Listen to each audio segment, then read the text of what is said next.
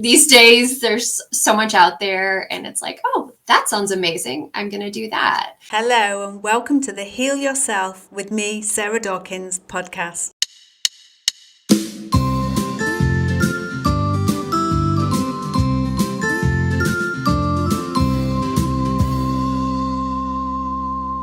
We share people who've already healed themselves, along with health and wellness tips from myself. Hello and welcome back to another episode of Heal Yourself with me, Sarah Dawkins. My guest today is Casey Hibbard, who is the founder and head storyteller of Rebuilding My Health, an online platform showcasing natural and integrative health success stories to inspire hope and healing. After turning around the autoimmunity that she suffered with, along with other symptoms, she applied years of journalism and corporate writing experience to capture stories that matter. She's the author of the newly released Kindle book, Overcoming Autoimmunity, Real Recoveries and What You Can Learn from Them. So welcome, Casey. Thank you, Sarah. I'm excited to be here and chat with you. I listen to you on my walks, your podcast. Oh. So it's nice to actually be here and chat with you. Thank you so much. Would you like to share with my audience what you've healed and how you've healed it? I know I've covered it in your bio. Yeah, absolutely. Yeah, thanks for the chance to share. So my health started going off the rails after my son was born. I was in my early 40s and I'd always had some digestive issues, but things really started getting worse at that point. My digestion was just really unpredictable and kind of life limiting in that way. But then other symptoms started coming on as well. Like really severe fatigue, brain fog made it hard to work, kind of dizziness, arthritis in my hands and feet, and ultimately some autoimmunity. And what I learned was there's a test called the anti-nuclear antibodies test. And when I was tested, I had positive ANA indicating I had some autoimmunity. And then each time I would get tested, that would be going up. And those numbers were going up. So I knew I had autoimmunity. The interesting thing was all the other tests that they do for autoimmunity, like the main autoimmune conditions, were not coming up positive. And so they couldn't really figure out what it was. They thought maybe mixed connective tissue disorder. So, I think looking at it now, maybe, glad that I didn't get a specific diagnosis because, then I maybe would have latched on to that and been like, oh, I have this thing and it's bad. The internet says it's bad and the doctors say it's bad. So as it was, I just was kind of, progressing on this autoimmune scale and had all these other things going on. It was really inflammation. And at its worst, I had blurriness in one eye. And which was the scariest, really, because it was the most life impacting to have that experience suddenly. So I knew something had to change. I was seeing a rheumatologist. I was seeing a gastroenterologist, kind of all the conventional doctors at that time. And I was very much in the conventional medical world to start with. But really wasn't finding solutions. I didn't want to go on an arthritis medication or, some sort of, steroid or something like that. So started looking at alternative options and found naturopath. I started finding, gut health coaches. But let me say that the reason that I found them and the reason I went out was because I did find stories online of people who were getting better. They were, healing their digestive issues, their chronic digestive issues, their autoimmunity, their fatigue, their brain fog, all the things that I was struggling with. And it wasn't always in a formal forum like what you're providing, but buried in private Facebook groups or, Reddit threads or, all these like places that you dig into in the internet. And I was finding hope and finding answers, really. So started seeing some alternative practitioners who really started doing the more extensive, looks and lab work to uncover things. And really what I uncovered primarily was that my gut was a mess. I mean, I knew that, but then I had specific diagnoses. I had small intestinal bacterial overgrowth, or SIBO. It was a big list. I had H. pylori and Candida and parasites and intestinal permeability or leaky gut. Pancreatic enzymes. I wasn't making enough digestive enzymes to digest my food. And so really focusing on healing my gut and changing my diet were the two biggest things that I did. And the diet I did first, because that is something that you can change from one meal to the next. This is something that I can step in and start feeling like I have some control over. So I cut out dairy first, and that actually helped. And then moved on to cutting out gluten. And that was huge as well, just those two things. And strangely, and this is one example of maybe how we don't realize that food is causing inflammation. I had a 25-year-old ankle injury that stopped hurting when I cut out gluten. Not something I would have ever expected. I was like, okay, the rest of my life, my ankle's just going to hurt. And it hasn't hurt since I cut out gluten, at least not that injury. So yeah, I mean, with each thing that I was doing to find success and, get a little bit better, that gave me a little bit more sense of, hope and control. Like I can move, these levers and make a difference. So my diet kind of changed, or got, I guess, more specific, where it became more paleo over time, where I was also reducing sugar and carbs, and the focus became having high quality meats, vegetables, some fruit, some nuts, and just really being strict about that. And honestly, yeah, that was huge in terms of reducing symptoms and also starting to heal my gut. At the same time, I did gut protocols to work on some of the specific things, SIBO, H. pylori, and leaky gut and Candida and all that. And so I was working with naturopaths, functional medicine people, and a gut health coach actually was the most influential in identifying all of that and helping me work through a layered protocol of it. So really with those two things, with an anti-inflammatory diet and gut healing, which took time, took probably, a year or two to really address all those different things going on in my digestive system. I probably got myself 75% back with those two things. And my ANA, my autoimmune marker, was going down, which was encouraging to see, like, wow, this is powerful, and I am able to make a difference, by doing what I'm doing. My arthritis went away. My fatigue got a ton better. And even I had been on anti-anxiety medication for about 15 years. And with the gut healing, I was able to slowly go off of that, gut healing and, some other things, reducing caffeine, just kind of reducing stress, like a lot of, different things. But that was really, really amazing as well. It was during the pandemic, so I didn't go too fast on getting off the anxiety medication, but yeah, ultimately was able to do that.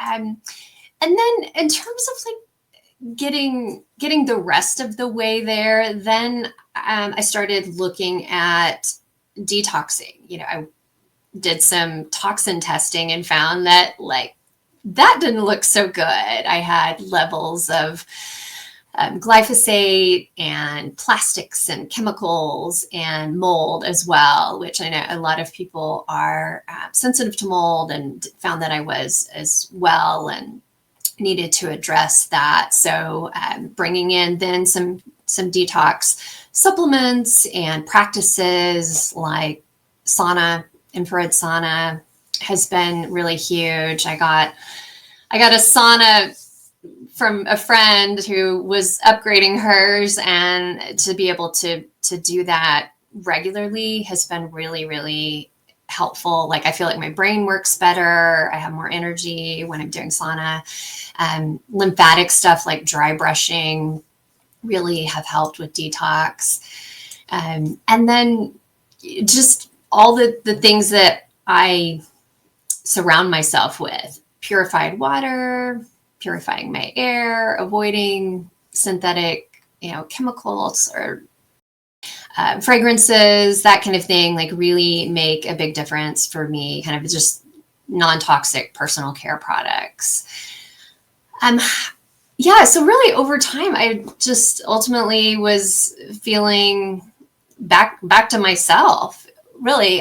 Because when I was in my early 40s when I started really declining, you kind of feel like, wow, is this it? Is that I'm never going to feel like I felt before. And I had a young son. He's an early teenager now, but at the time I had a young son, and it's very physical when you have a young child. You're picking them up all the time. You're trying to play on the floor. You're at the playground. And, I think that there was a lot of sadness that maybe I wouldn't be able to do the things that I wanted to do with him or keep up with him. And so I was really motivated from that standpoint, as a mom, and the fact that I didn't want to, spend the rest of my life just feeling worse, declining. I will say, all of these things were super critical, but really, I think reducing stress was also really big for me, because I've always been a person who I feel the physical impact of stress. Growing up as a child, I had anxiety about going to school, and I would make myself sick because really would make myself sick because I was so concerned about going to school, or so nervous about going to school. And so, I recognize that has always been part of my pattern for, stress or anxiety or that kind of thing to manifest for me as, physical or health issues. So really reducing stress, recognizing the things that cause stress for me, prioritizing, trying meditation, because I'd never done that before. And so layering that in, making sure that I'm exercising and getting out for walks and taking breaks, and really compartmentalizing my life is important to me. And that's something that I'm continuing to do now. I have a journalism background, and I enjoy reading the news. However, the news can be a big problem, and be very triggering. So really recognizing that I have to be careful when I consume news, and having some buffers and some barriers in there. Or even, my husband likes to watch scary movies. Okay, we can't watch a scary movie right before bed because that's gonna, that's gonna affect my sleep. Or I don't know, just kind of protecting things like my sleep and my mindset and all of that. And there's this podcast I listen to, you may have heard of it. It's called Nothing Much Happens. Okay, I'll have to I'll have to send you the link for it, but it's just bedtime stories. It's called Bedtime Stories for Everyone, and she tells like a 15-minute bedtime story, and she tells it twice. And that has, my mom turned me onto this, and it's been really, really helpful to listen to before bed, because then your mind is just focusing on this happy story, and not much happens in the story. Like she's, maybe she goes for a walk and she notices what's on the walk, or she's just walking through her town, or anyway, so finding things like that really help me not kind of go into my head and, spiral out, and, which would contribute to my health issues. So in terms of, where I am now, I don't have the arthritis or the fatigue, the brain fog. I know, yay. Or signs or symptoms of autoimmunity, really. And I can work a full day without a nap. And I can say yes to going on a more active vacation, or and one thing that I'm working on is heat intolerance, and I think I'm getting better with that. I've had some challenges where, just extremely. I know it doesn't make sense because I do sauna, but like sauna is actually helping me with the heat intolerance to sort of get better with that, so I can maybe go on vacation in a hot place and feel a little more resilient. So.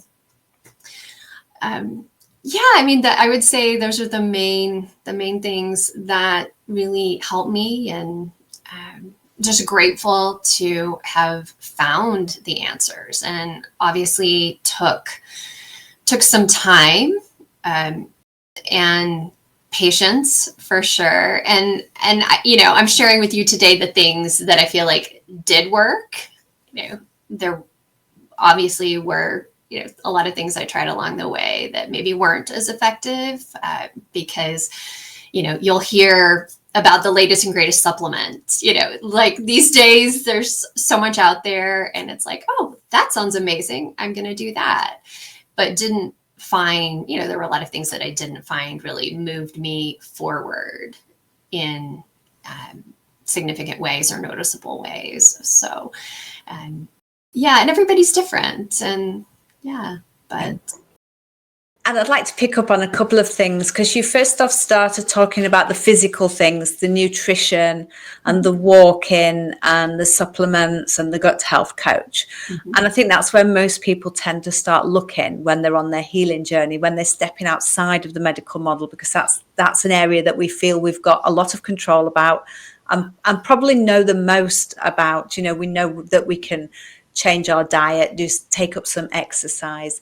But I like also that you brought in the mental health aspect of it, that setting boundaries to protect your mental health, because the news is full of doom and gloom, and the scary movies before bed, it doesn't work for me either.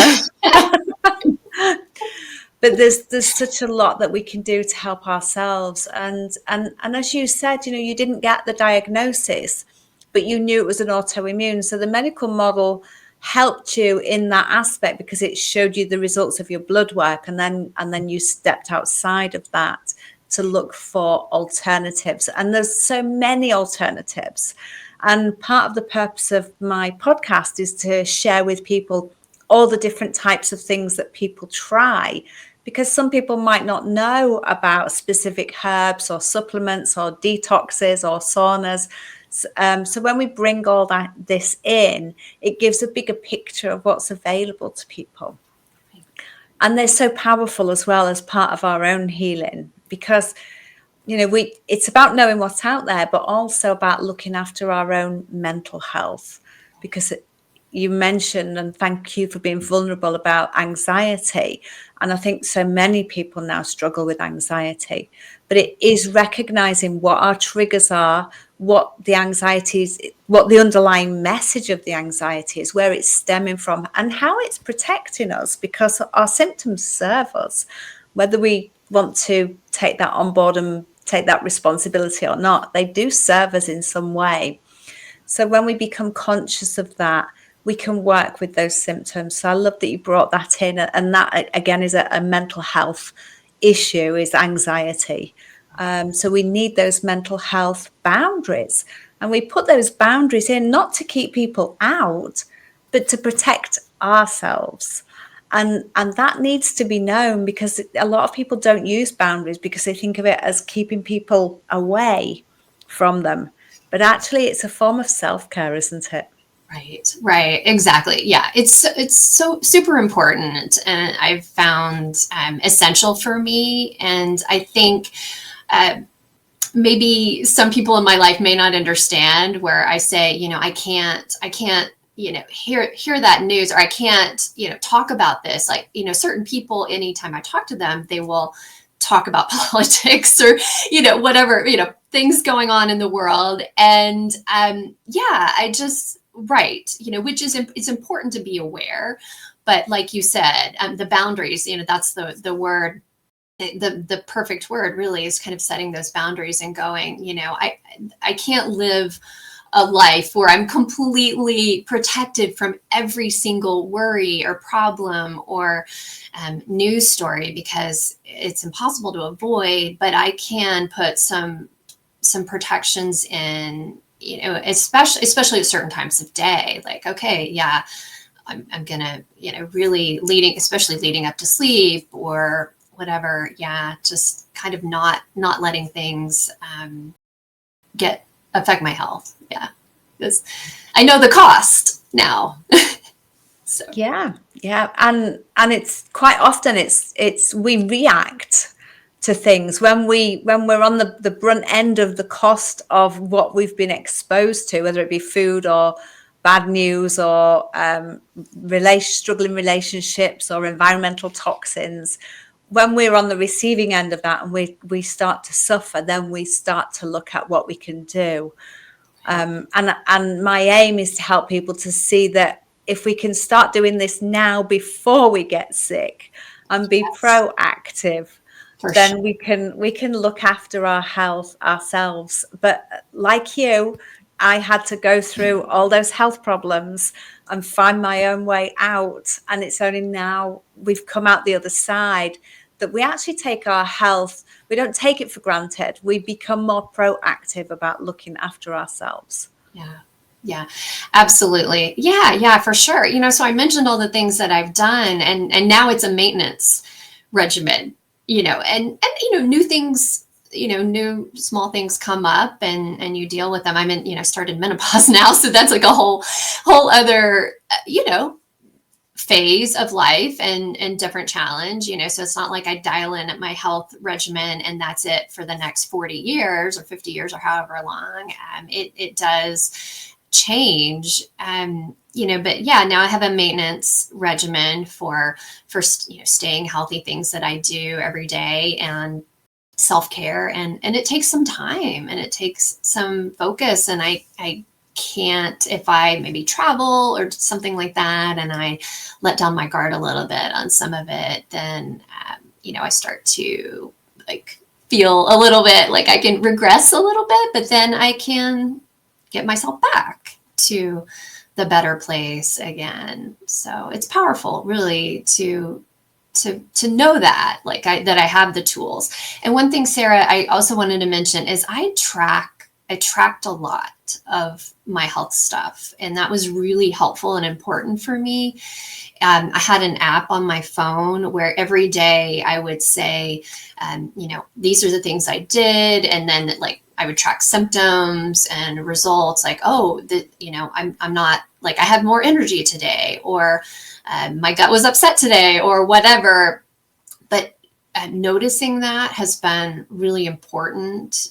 And I can actually search it. I can go back and search and go, well, wait, when was the last time that thing happened? And then make connections between something I did, maybe a supplement didn't agree with me. So, some herb or vitamin or something I was taking actually didn't agree with me. And I can track it and go back and look at that and notice and realize that was not a good thing for me to be taking. So.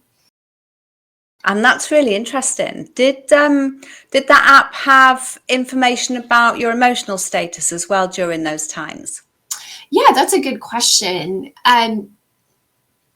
I think so. I think I did track or have tracked like, oh yes, my anxiety, is up. And I think that's where like caffeine is one that I noticed that definitely does me no favors with my anxiety or with my adrenals. And one thing I didn't mention earlier that I should mention now is that like I really needed to address my adrenal picture. Yeah, which, is about reducing stress, and caffeine is important for that. I can't really drink coffee, or I can drink it very occasionally because that's going to really spike my anxiety and spike my cortisol, I guess is what's happening there. So noticing that, I had coffee and I was had more anxiety or something, or the anxiety came back, was interesting to know. And for people who are not happy or comfortable using apps, we can just journal it. Just write down every day what we're doing, what we've eaten, how we're feeling. And triggers, I think, as well are a big part of our healing, to understand what triggers us and why we feel triggered, and what is it underneath that trigger really that our body is screaming out for help with. Right, exactly. Yeah, for sure. Yeah. Thank you, Casey. And you've shared such a lot to help other people, but if you could share one tip that somebody could do today on their own healing journey, healing any form of autoimmune, what would that be? So I would say mindset is critical, really. And I know when I say this to people, sometimes I think it sounds very, very woo-woo.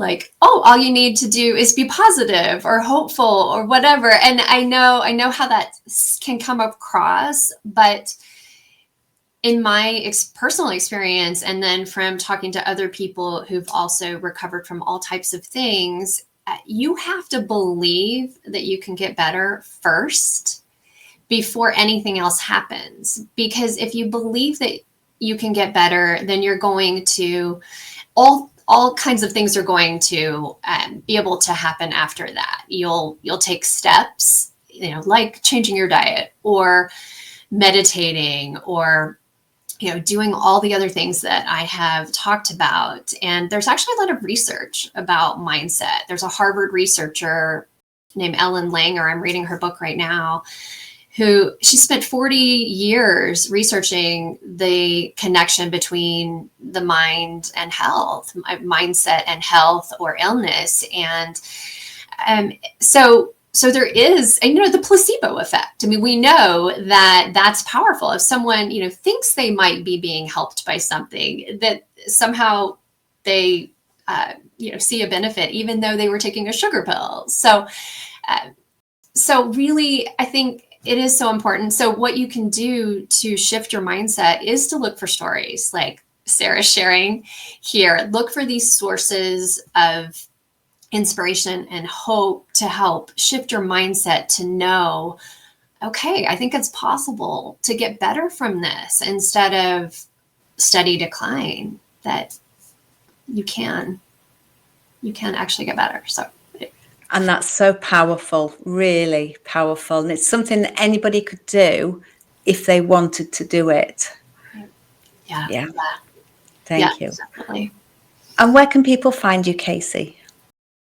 Yeah, so rebuildingmyhealth.com started an online magazine to share stories and insights on chronic illness of all types, chronic and complex illness of all types, podcast as well as Rebuilding My Health, and the book is on Kindle. So. That's fabulous, and congratulations on your book published. Thank you so much. And thank you for sharing your healing journey with my audience. Yeah, it's been an honor and a pleasure, Sarah. Thank you so much for the opportunity. Thank you for listening. Please share this podcast with anyone who you think will benefit. And can you leave me a review wherever you've listened to it to help me reach more people? Thank you.